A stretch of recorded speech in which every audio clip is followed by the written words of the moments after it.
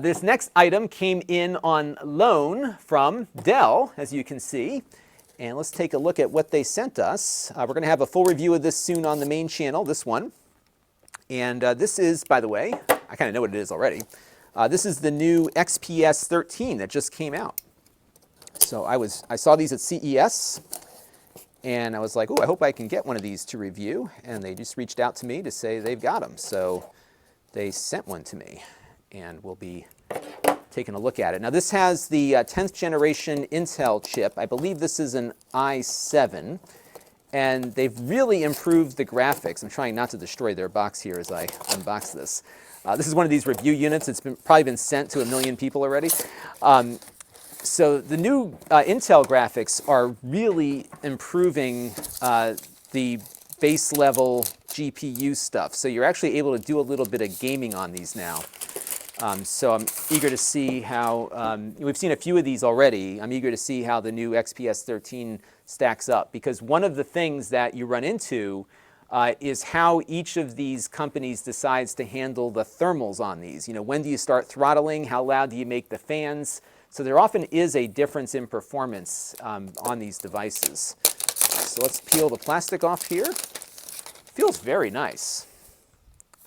I've always liked the newer Dell designs, and this one feels pretty nice and solid. It's all metal.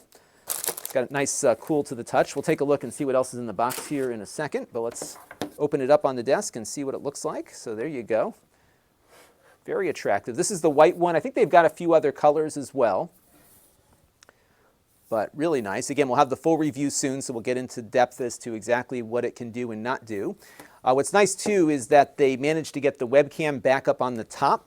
So some of the prior Dell XPSs we've looked at had it down on the bottom, and the bezels on this are super thin across the board. It really looks good. What's great is that you can now get, this is the 13, you can get a 13-inch display into like a 12-inch form factor now, because once you make those bezels thinner, you're good to go. I am seeing a bit of screen bleed down here in the left-hand corner, and it is a touch display too. That's pretty cool. Let's see what resolution the display is before we get into some of the other hardware here. It looks like this is a 1900 by 1200 display.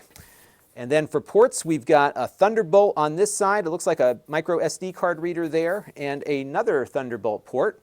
And then you got a headphone jack. Cool stuff. Very, very nice. And it's not fanless, of course, because these are running with the regular Intel chips here. So yeah, good stuff. We will have a full review of this very soon on the channel. Other stuff in the box here, it looks like you've got your power cable, you've got a USB-C charging cable, and then the power adapter, which is not very big. So that's it. I think this is probably like a 45 watt power adapter. So this should work fine with just about any docking station that you can find out there.